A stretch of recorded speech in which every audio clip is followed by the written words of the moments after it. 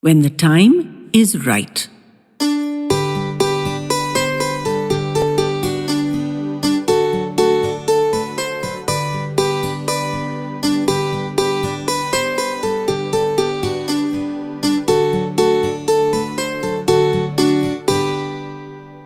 We started in the usual way, milling about in the living room, eating, drinking, chatting. The men were quieter, as always, we women carrying the burden of the conversation. The kids would come in later. Leena was telling us how she'd caught Ramya fiddling with her makeup drawer and how difficult it had been to explain to her that she wasn't old enough for this yet, when all her friends apparently used blusher, lipstick, and even mascara sometimes. There were general expressions of lamentation. Ramya was only 6, for God's sake. Suddenly, Hari piped up from the other side of the room. It was ages ago, he said, but he'd had something like this happen to him, hadn't he, Ma? To hear him tell it, his mother had walked into the room as he was examining her lipsticks. I forgot to tell you, I'm playing Draupadi in our college production. Rehearsals start this evening. He rummaged in her drawer. He wanted to choose a good color, and how was he to know what a good color was? Really, it was so much easier being a man, blue shirts or white or beige, and not too much else in the color department to worry about. It was odd that no one else seemed to remember the incident. Except Grandpa.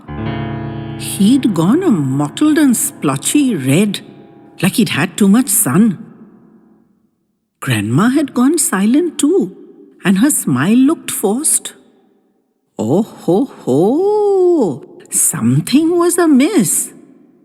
Everyone's eyes were flicking from Grandma to Grandpa, wondering who would say something. Hari was the funniest. What? What am I missing here? I was the best Draupadi the college had ever seen. Ma, surely you remember. Your tailor made that complicated blouse with all the fussy buttons down the front and the petticoat with the too tight nada, and I wore saris for a month. His sisters and brothers chimed in vociferously. They remembered that bit, traipsing around the house in a sari like a girl. They teased him about it at first, but he'd not risen to the bait at all. So they'd given up on it soon enough. It was a non-event. Hari was triumphant. That's how I got the role, he crowed. The drama master picked me, saying I was the coolest kid in the batch, and would I be willing to play Draupadi? Female roles always being a problem in a boys' college. It was just an act. But if I was going to do it, I was going to do it well. Not look like an obvious clunker in a sari. I was slight enough then to be able to carry it off. Fresh guffaws from his siblings and wicked smirks all around. For now, not even his fond ma could call him slight. I'd had a bit of notice, so I started channeling my feminine side a few weeks in advance. And once the rehearsal started, I was full on. Lipstick, sari, bindi, how to sit, how to walk, how to speak. The walk was the hardest. Couldn't copy Ma, sorry Ma, but I couldn't. And couldn't copy the sexy young things. Hey, this was Draupadi. She couldn't be swinging her hips. That was a terrific challenge. But I mastered it, eventually. I was stunning, even if I say so myself. All of us were laughing fit to die, but Grandma had an indecipherable expression on her face, and Grandpa looked like he would explode. And then he did explode. He sat up straight in his old rocker, his eyes were burning, and there was smoke pouring out of his nostrils and ears, or it sure looked like that. The laughter was abruptly arrested. We didn't know what had incensed him, but it was major. Anyone could see that. Grandma broke the silence. It's okay, my dear. Perhaps it is time to explain. Hari was too engrossed with the whole act, and the others were a bit young to be aware. Grandpa was still fuming. The agonies you put us through, you insensitive ass! You have no idea!" Hari was clearly nonplussed. Grandma took charge of the story.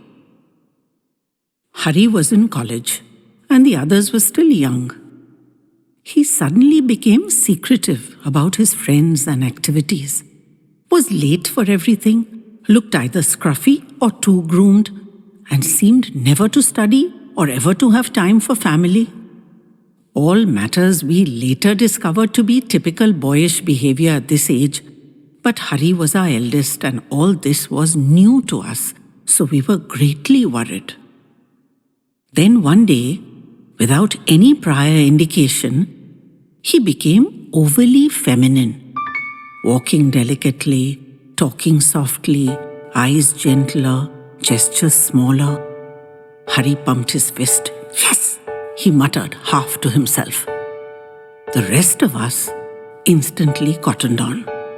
But Hari was still reliving his Draupadi triumph, and the ring of applause in his ears was evidently drowning out what Grandma was trying to say. She could see we were on track and nodded silently, courageously getting a grip on herself. Rad, who was sitting next to her, put her arm around her, and Grandma patted her knee. "Grandpa and I discussed it," she said. Hari was slowly beginning to realize that this was not about his Oscar-worthy performance. Grandpa wanted to talk to Hari about it, but I wouldn't let him. I insisted that we should love and support our son, and if this was who he was, that was it. We would stand by him and face whatever music we had to. We would not make him feel bad about something he had no control over. Hari was finally on board. "Ma, Pa, I can't believe this is happening. It was method acting, for God's sake." I have to admit I was laughing and crying at the same time.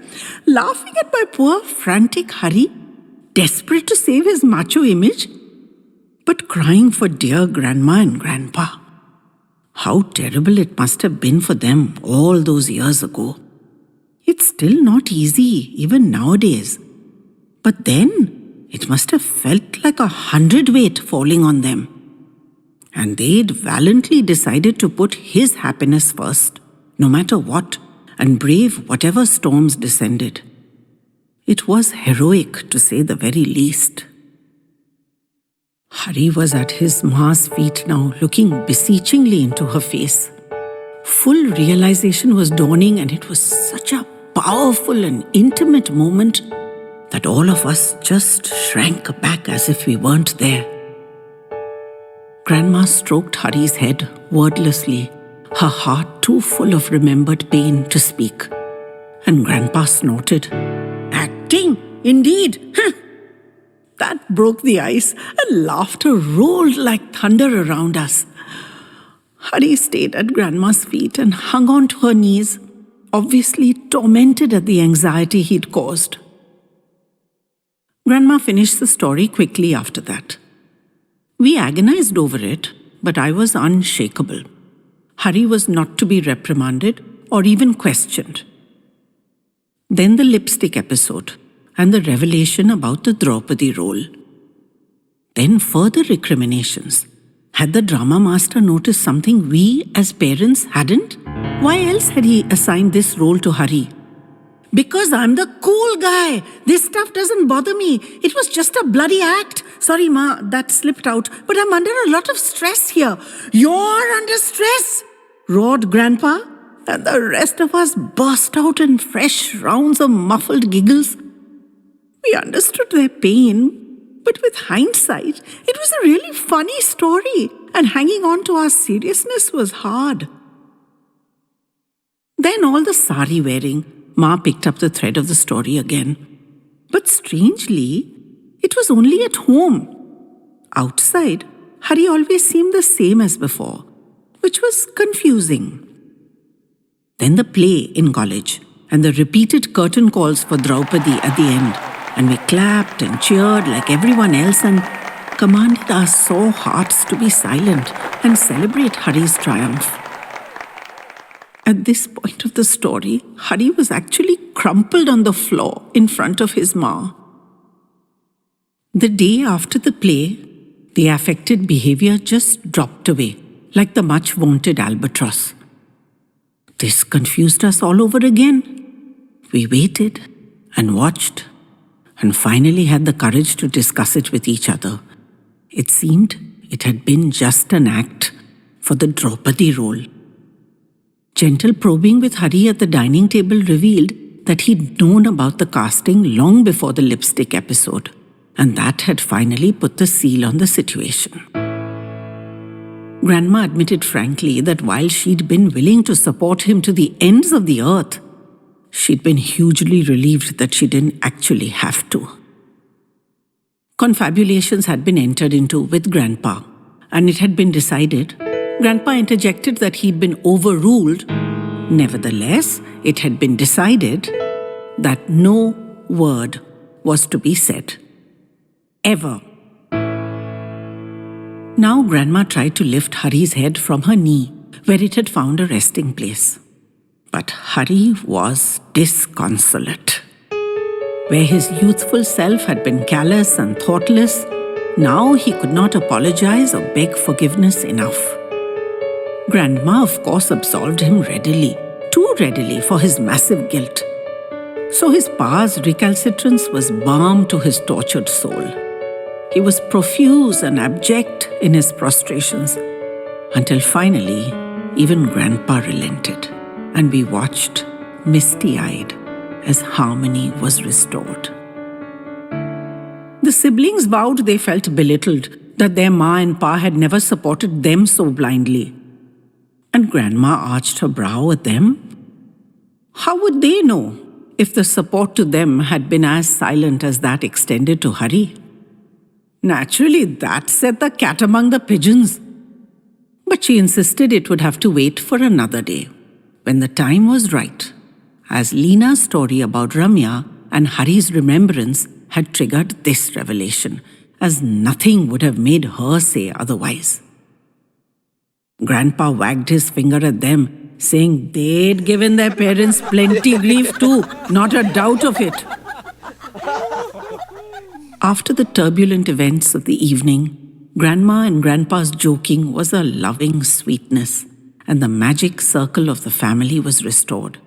And we all marveled at Grandma's seemingly inexhaustible cache of family stories.